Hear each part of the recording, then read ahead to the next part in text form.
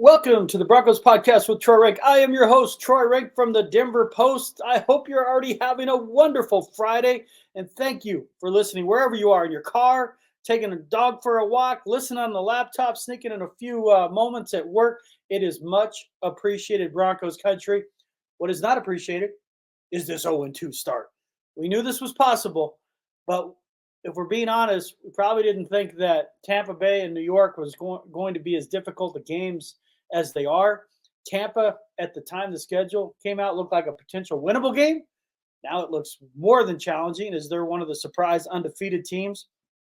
And the Broncos cannot get out of their way offensively. And that's what we're going to discuss today. What are some of these problems? We have talked a lot, and I have talked a lot about, Sean Payton and his play calling and how it does not fit what we saw in preseason with Bo Nix. It doesn't fit what we saw against the Packers in that 1-versus-1 scrimmage, where it was definitely influenced by his college strengths of RPO and bootlegs and one-read progressions. We haven't seen a lot of that. We've seen a lot of straight dropbacks, and it's created problems. And they will say we can't pass because we can't run, and we can't run because we can't pass. Regardless, they have to be better. They have to be better. And so, kind of where does it start? What are some of the issues that are causing this offense to just absolutely fizzle as we've started this season? I want to look at those and talk about the Broncos' unique road trip coming up. I can't remember the last time they would have done this. It hasn't been since I've covered the team the last now 11 years in a row that this is a first in how they're approaching an East Coast road trip. So we'll get to that. But we're going to talk, what is going on with this offense? Can it be fixed? What are some of the things that can be addressed? What's going on with Bo Nix? In specific area, can he improve? And, man, they have an interesting road trip coming up that maybe, just maybe, it can galvanize this already slumping Broncos team. We'll get to all of that after the break. If you've been injured in a car wreck or hurt at work, what are you waiting for? Give my friends at Hoggett Injury Law a call. Their motto with us, it's personal. That's because it is. I've known Darby Hoggett forever. We watched our boys grow up playing travel baseball across the country. We talked a lot of Broncos on road trips, and he said, you need to do a Broncos podcast. I'm so thankful he told me that. I became his good friend. Many of Darby's clients become his good friend. You don't even have to pay Darby up front. If your case goes as planned, Darby will be the one writing checks to you. So, again, if you've been hurt in a car wreck or injured at work, give Darby's team a call. Tell them Troy told you. And it's 1-833-HO-GGATT. That number again, 1-833-HOGGAT, HOGGATT, or visit the website at hoggettlaw.com. Welcome back to the Broncos podcast with Troy Renck. I am your host, Troy Renck from the Denver Post. It's where I'm writing columns. I had a couple of different columns this week. One on Sunday on Sean Payton's just bizarre decision-making and failing the Broncos in the loss to Pittsburgh. Wrote a column on Val Nichushkin kind of holding the Avs hostage because of the fact that they have to trust him if they're going to win the Cup. But personally, for me, open arms lead to broken hearts. I would not bring him back. But they feel stuck because they don't know what they're going to get from Gabe Landeskog. I honestly believe if they knew Gabe Landeskog was going to come back healthy, throw out 10 goals in his first 20 games, that they would look to move on from Val Nichushkin, but they can't. They feel like they can't. I would, because he broke their heart twice in the playoffs. It's not like it was Columbus in January and he missed 4 or 5 games. He torpedoed 2 playoff runs. But when he's on the ice, he's one of the better players in the NHL. But it is an odd situation. But the Avs, they've started their camp. The Nuggets are going to get going next week before they go to Dubai for exhibition games. So it's all starting. Can the Broncos get back on traction before the 2 best teams in the market get going? Now, the Broncos will never have interest wane in a way that you see with the Rockies or other teams when they struggle. But, man, we've been going on this for a while now, folks. As you know, no playoffs since 2015. No winning season since 2016. And you look at this schedule and you're just like, man, where are the wins? Carolina? Is that the win? But this week offers hope because in professional sports, I carry what I call the reverse lock theory. I learned it in baseball. And it is this simple. when you have a pitching matchup where it's an ace versus a number 5, like a Clayton Kershaw versus pick anybody, frankly, from the Rockies rotation the last 5 years, it's a mismatch on paper. And it's a mismatch in the lineup. And the guys going against the ace don't have great numbers. But it's the reverse lock theory. And some of it is the length of the schedule in baseball. Weird stuff happens. But I think in football, it can be apropos as well. Nobody's given the Broncos a chance in this game. The last time they were in Florida, oh, yeah, they gave up 70 points. That's when we thought, man, this defense, Vance Joseph's going to get fired. They can't stop anybody.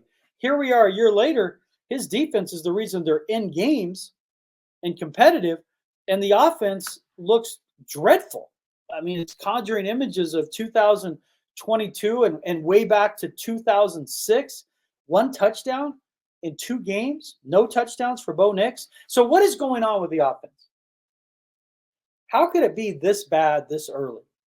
Because what we saw in preseason, they're throwing out 30 points. And you're like, Troy, it's preseason. It's against backups. Guys are going to be UPS drivers. I get the joke. Against the Packers, 1s versus 1s, that might have been their best practice of the summer. A year ago, when they practiced against the Rams in that joint scrimmage, that's when it was like, uh-oh, they're not as good as probably we thought they were. Against the Packers, they looked the part. They matched them physically. They were ready for it. They were aggressive, not only offensively, but defensively. And you're like, okay, this team's got a chance. The over of 5.5 seems realistic. And then they start the season against a good Seattle defense and what could probably going to end up being a great Pittsburgh defense. We'll see if they can be great when their offense is struggling to score touchdowns as well. But geez, oh man, I mean, every yard feels hard for the Broncos, right? So what is going on? Why is it so difficult for the Broncos to get yards, to score? Well, as we've talked about, they're running the ball terribly.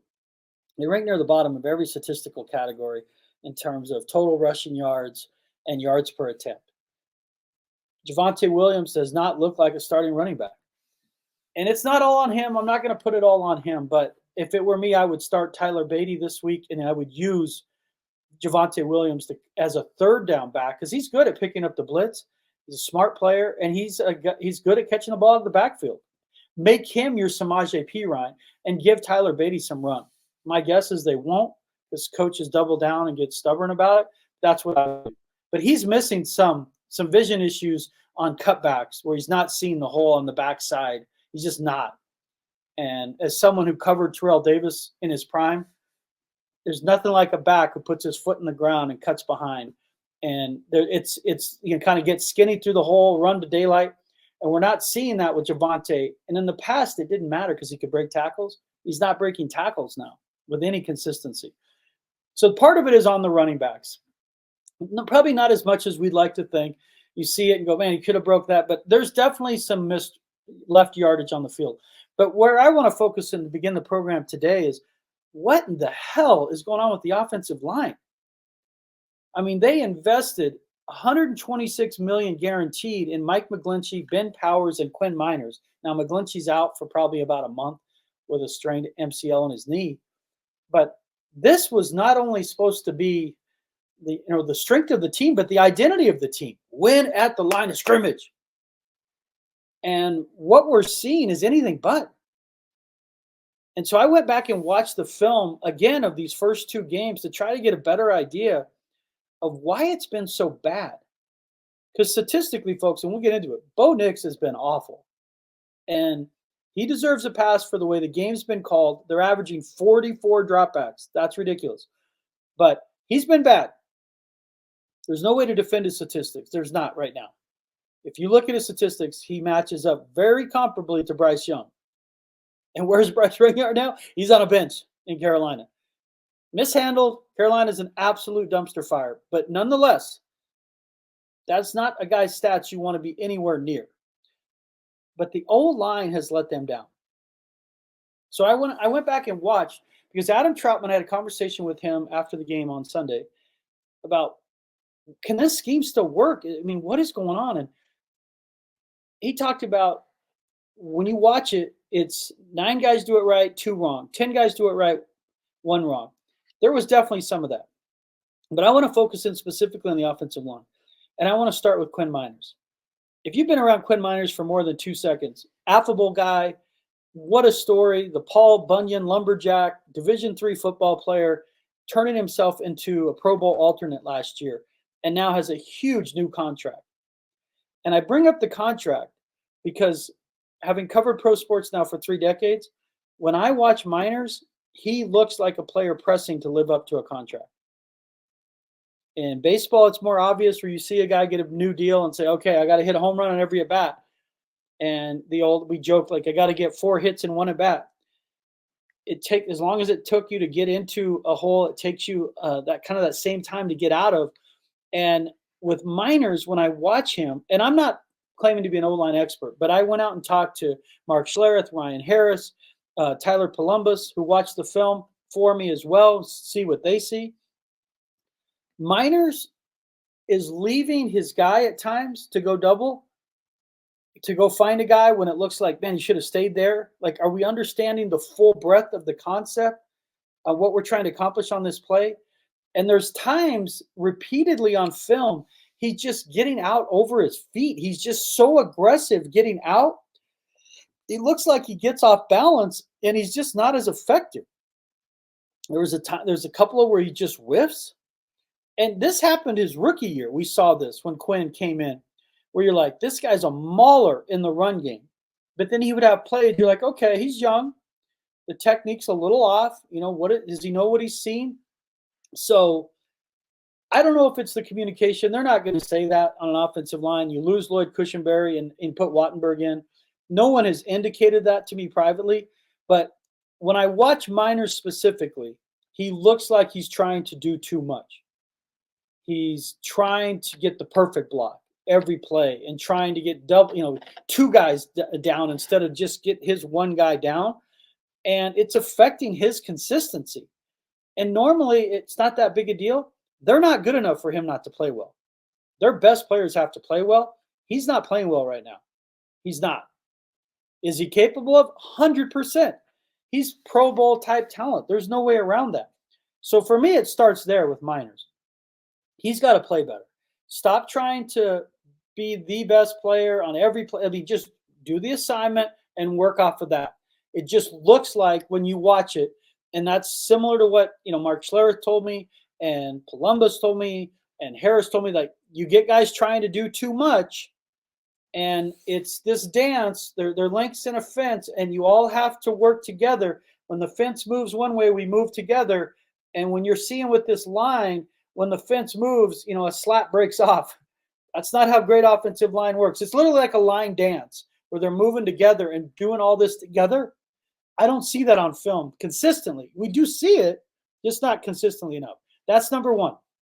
Number 2, Garrett Bowles is dealing with an injury. He has a lower left leg injury. I think it affected him some against Seattle. It certainly looked like it affected him against Pittsburgh. And I want to provide context here. These are 2 good defenses, and it's no fun if you're not on your game going up against that Steelers defense. Alex Highsmith and TJ Watt are one of the best edge rushing pairings in the game. And then Hayward in the middle. I mean, that is a great defensive line. So if you're going to struggle, that kind of game, it's probably going to show up. But some of the technique issues with Garrett, even trying to go out too early, getting out over and being too aggressive, that same stuff we saw from Quinn. Some of it with Garrett, and I sympathize with him. I mean, we're on our 14th quarterback since Peyton Manning. He's been involved in almost all of that since he started in 2017. Not knowing where the quarterback's going to be in the pocket consistently. Is he going to spin out? Is he going to step up? Is he going to climb? And we're going to get to some of that. That definitely hurts the tackles. The tackles are built to push him out, to make the edge rusher go around to get to the quarterback. Well, if the quarterback gets too far back and he runs into the rush and it's like, oh, the tackle is terrible. That's not the case. But Bowles, who's very good, who was very consistent last year, he's playing for a contract. He is this year inconsistent. Wattenberg in the center position is playing like a first-year starter right now. There's good on tape, and there's times he whiffs on tape.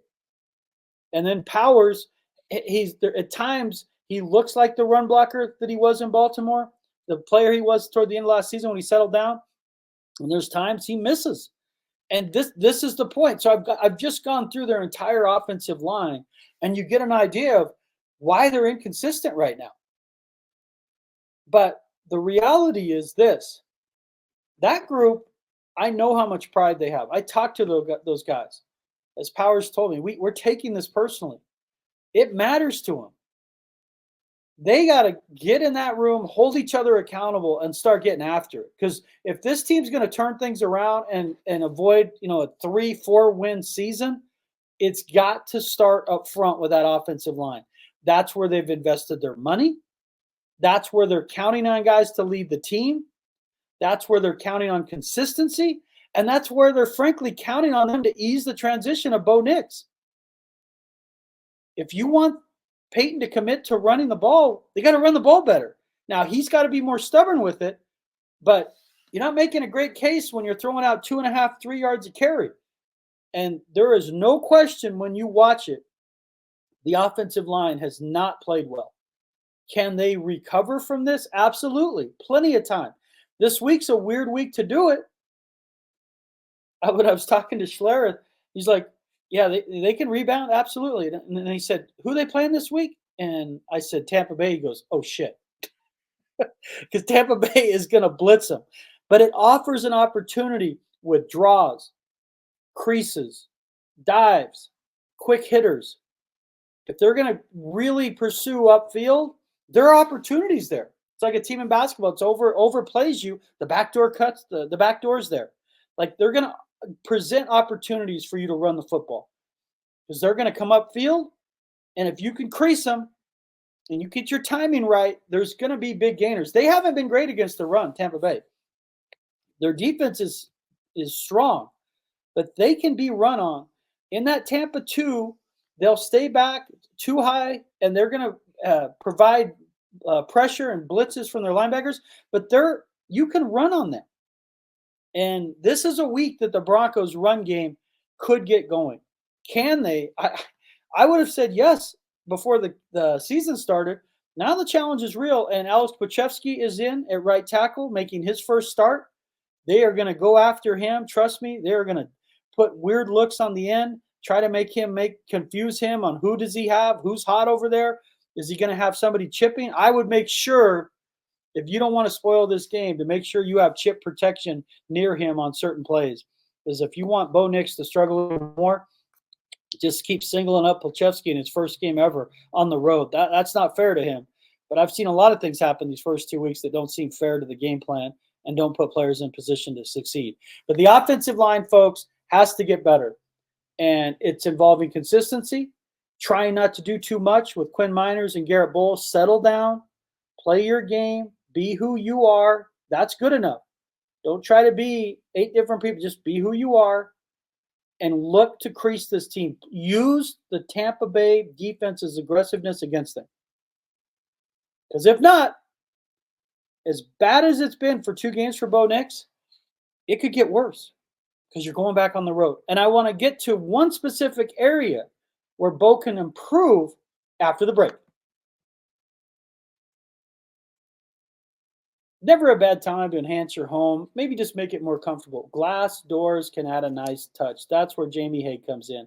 He and his wife Lisa run RBJ Glass. It's a family business. They pride themselves on customer service, honesty, and integrity. Listen, they do fantastic work.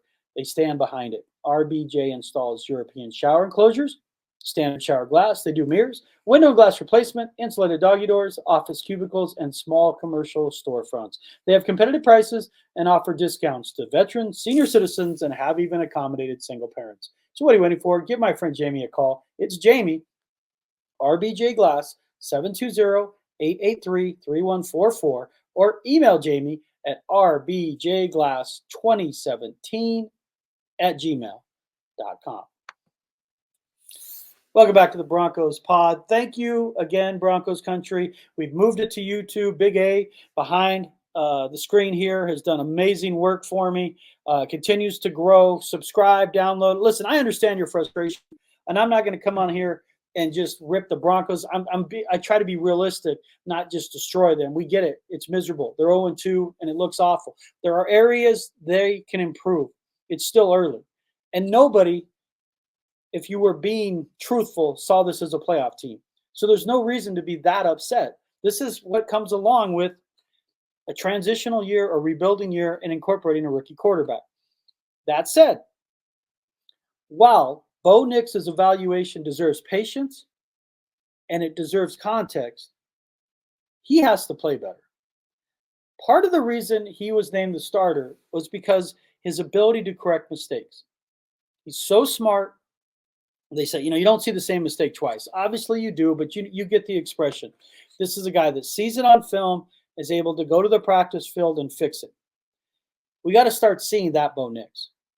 And this transition for him has been jarring. I mean, he's not going to admit that, but I can tell you that. His last 2 years at Auburn, he was sacked 5 times in each of those seasons. So 10 total sacks. Oregon. So his last 2 years at Oregon, 10 total sacks, 5 and 5. His last full season at Oregon, when he nearly won the Heisman Trophy, 3 interceptions. He has 4 right now. 4. On passes of more than 5 yards, he's 30% completion percentage with 4 picks. He has 5 completions. Like, that won't work, folks. And why is it not working? Listen, I just told you the O-line's got to play better. They've got to get something from the run game. It's hard to win on third down when you can't win on first and second. We've established that, right? Let's be fair here. You can watch any game, and it's not just Broncos. If you want to see a team struggle, put them in 3rd and 7, 3rd and 8. There's just not a lot of great plays right now in the NFL that are getting you first downs other than those, prolific offenses. If you're a middle-of-the-pack offense, you're not succeeding on 3rd and long. The Broncos are obviously evidence of that trend. But what can Bo Nix do better? And I wrote this in my column today in the Denver Post. The Broncos aren't considering a pocket change, but Bo Nix needs to operate differently in the pocket. When he was at Oregon, he showed pocket presence and awareness. The caveat being he's not getting a lot of pressure, but he was able to look and feel the pocket, be decisive, kind of know when to run. And again, Pac-12 defenses aren't great. They're nowhere near an NFL defense, but you saw the traits where he was understanding where he was, the timing, get rid of the ball, allow routes to develop. Watching Bo these first 2 weeks, and again, I'm the first to say, I said it in print today, and I said it after the Seattle game. Sean Payton has failed him with the game plan because Bo has dropped back 44 times on average in 2 games, 88 total dropbacks. That is absolutely ridiculous, given his skill set, which, again, traces back to the fact they don't run the ball well. But in the first half against Pittsburgh, it looked like, to me, they were playing to punt. I mean, that game plan was so conservative. When they couldn't run, all the pass attempts were in front of the sticks. It literally looked like if we just don't turn the ball over, we could win this game like 7-0. The second half, it was the other way. They're taking a bunch of deep shots, taking chances. It's like, where's the gray area here? Where's the happy medium? But what can Bo do differently? So again, I went back and watched the Seattle game, kind of get removed from it and go back and watch it. And he did not play well against Seattle until the end. He shows that competitiveness. He shows that ability to rally a team. There's things you like. But part of the issue against Seattle was I saw a guy taking 3-step drops in what looked like should be 5-step drops because the timing was off. And he just airmailed a pass to Cortland Sutton, and he was behind him on another pass. And then it looked like because he's at 3 steps instead of 5, you get what's called like happy feet. So your happy feet, and then your mechanics get off. In the NFL, it's so precise of 1, 2, 3, 4, 5. That back foot hits, the ball comes out. It's really a timing thing. I mean, that's what made Peyton Manning so great. Foot down, boom, ball out before the receiver even turns his head. Bo, it looked like his timing's off because he's only taking 3, so those routes need time to develop. And multiple times on both the Seattle tape and Pittsburgh tape, you can see these over routes that take a little longer to develop, we're open. Because there's times I watch him like, God, I just feel like nobody's open. Sometimes they are, and he's not manipulating the pocket. And I say this because the best quarterbacks in the NFL, the top 15 quarterbacks, and Kirk Cousins is an example of this. He's an old school pocket quarterback. You have to be able to win from the pocket. Not every game, but for the most part, if you can't throw from the pocket, you're never going to win. You're not going to win playoff games for sure. It's what's hurt Lamar Jackson. It's why he's never been to a Super Bowl. It's just lack of consistency in the pocket. But with Bo, you see times where he needs to manipulate the pocket. And how do you do that? It's literally just a little bit right, a little bit left, buy time, not move around too much to get into the rush to allow a route to develop where he can square, boom, drive the football. Because you still see that tendency. And we saw this in the preseason. College quarterbacks, their tendency is rather than to climb the pocket and move up, and Bo has the height and the vision to do this. It's like Russell Wilson was tough at his size at 5'10" to see over. I get why he didn't like to climb the pocket because he couldn't see. Bo can. But the tendency in college, and you see this with Caleb Williams and with Bo Nix, it's more pronounced with Caleb Williams, to drift back. You see trouble, you feel pressure, you drift back. In the NFL, on Saturday, you drift back, you can make a play. On Sunday, you drift back, and unless you're Patrick Mahomes, the Brett Favres of the world, that's a sinkhole. That play is done. And it usually is not only done, it leads to an interception because you're throwing off your back foot doing this. You can't do it in the NFL. So when I watch Bo, there are times where he has to be a little better manipulating the pocket, buying these receivers a little more time as they get through their route. Because some of these over routes are open. They've got to be able to get down the field more. And I'm not talking deep strikes. I'm talking that intermediate pass in the middle of the field. That's got to be part of this offense. It wasn't last year, and it killed them. And it's not even. It hasn't shown up this year. The 2-yarder to Greg Dulcich and Adam Troutman, that's not it, folks. That's not it. You've got to be able to layer that throw over that linebacker and in between the safeties, those looks. Then it forces these linebackers to take deeper drops so you can run the damn football. So that's where he's got to manipulate the pocket and climb the pocket and be decisive. I was talking to Ryan Harris about this, and he said the same thing. And these guys are experts. They lived it. He said he's got to understand that the pocket is a safe place in the NFL. And it's hard. You got fire-breathing dragons coming from everywhere. But the safe spot is in that little cocoon and to step up. Because when you start spinning out and getting around, once in a while that works. And he's got the athleticism to do it. But that is not sustainable. That's the same reason they moved on from Russell Wilson. Now, Bo's a better athlete than Russell, certainly at this point in his career. But running around, spinning out, throwing across your body, that's not what you want to see as staples of your offense. That's something you want to show up once or twice a game.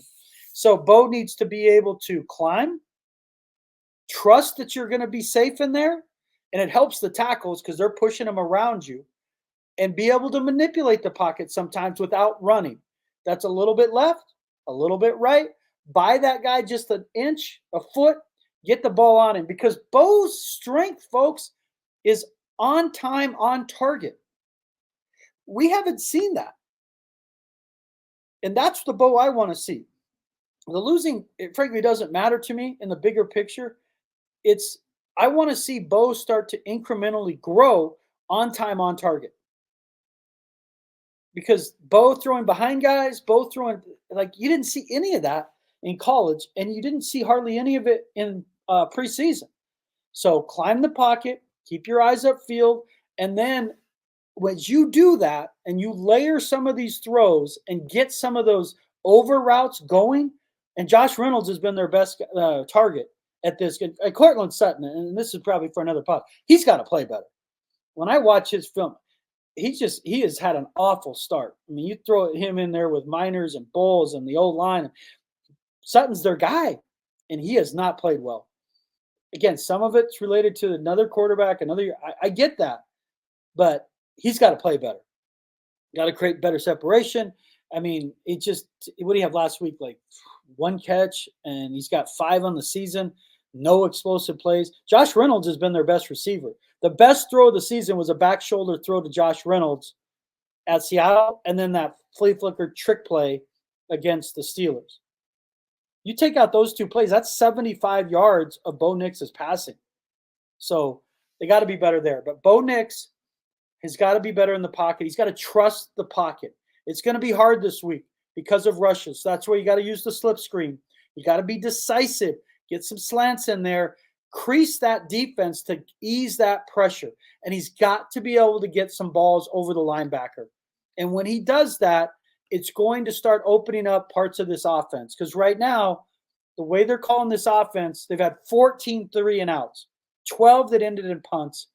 It feels like they're calling the offense in a vacuum. Every drive's like, oh, we're just starting fresh. And drives need to be in sequencing, involving setting teams up. So Bo has to be better in the pocket. So keep an eye on that this week. And it's not easy. I'm not saying it is. But as he improves there, the accuracy improves, the type of throws he can make improves. Now the offense starts to show some of that versatility and dynamic nature we saw in the preseason. But it feels like at times, can it get worse? No. It gets more interesting here, though. And I'll finish it with this. You see the headline, travel adventure. Rarely in NFL football do you have a travel adventure unless you get stuck on the tarmac, you're dealing with weather. I covered, the Buffalo game back in the day where there was like 3 feet of snow here in Colorado, and they had people driving in snowmobiles to get Terrell Davis and Steve Atwater to get him on the plane to Buffalo. And Terrell Davis had like 42 carries for almost 200 yards at Buffalo, but they almost didn't get out of Denver because of the snowstorm. That's a travel adventure. It's a one-day thing. The Broncos this week under Sean Payton are doing an East Coast sojourn, an adventure. They go to Tampa Bay on Saturday, and they are staying on the East Coast. And some teams do this. The Broncos are doing it this year. They're staying on the East Coast, so they go from Tampa Bay, they play on Sunday, and then they're going to West Virginia, the Greenbrier, where Peyton used to hold training camp for the Saints for several years. And they practice in West Virginia. Then they go from West Virginia to Newark area. They play the New York Jets, but it's technically in New Jersey. Play the Jets on Sunday and return on Monday. So that's a long trip for an NFL team. That's a baseball trip. I made these trips for 15 years, 3-city road trip. I never made a trip that involved West Virginia.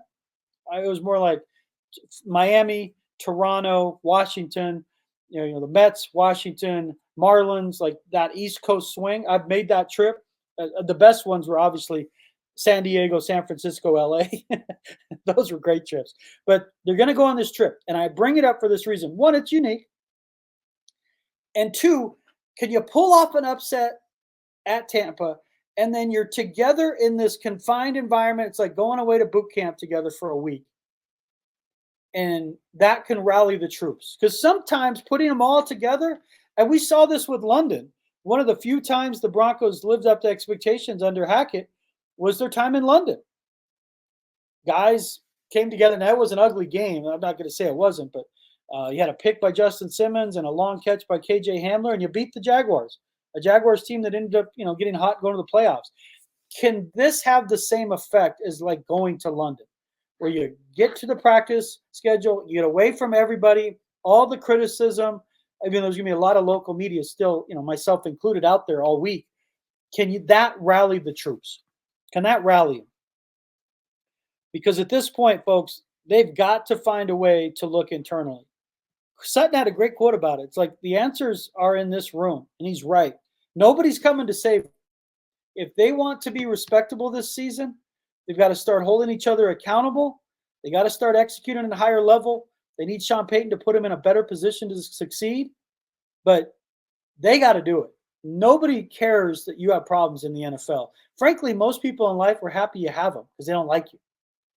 So if you're waiting around for sympathy in the NFL, it's about as sympathetic as a photo radar ticket. Nobody cares. So look in the mirror, be accountable to yourself, and play better. With that, I'm picking them to lose 24-16, but I think they're going to be in the game. I think we're going to see signs. And then you go to the Jets and you have a chance. And the Jets are going to be tough. Their defense is really good, and their offense now under Aaron Rodgers looks functional. But this is about the Broncos eliminating the outside noise, holding each other accountable to a standard. with the offensive line, Bo making slight improvement, and using this upcoming travel adventure to come together and try to restart the season. Because it's not over. I mean, again, as a playoff team, yeah, I don't think any of us think that. But there's no reason after 3 weeks you have to concede your season. And so you have to take it personally. Folks, I hope you enjoyed it. I forgot to use the sound by Bo Nix. That's my fault. But Bo talked about the pocket. I forgot to cue up the sound. The reality is this. The Broncos are in a tough spot. But you guys are always there, Broncos country. Your passion never changes. I could not do this pod, and I wouldn't do it if I didn't have the help of Mile High Sports and Nate Lundy and his crew and Big A behind the screen here. They're the best. And you can find it on YouTube. You can find it on Apple. You can find it on Spotify. Darby Hoggett's been A1 day one for me. The reason I do the podcast is he said, hey, I'll give you some money to do the podcast. Okay, we're on. And, of course, RBJ Glass. But Broncos, go to Tampa Bay. Look for areas of improvement. Focus, folks, on areas and specific players that improve. Don't drive yourself mad over the result. And hope that this team can use this upcoming travel week as a way to reset the season. Broncos country, I do this pod for you. Happiness, that begins with me. Go out there and have a great day.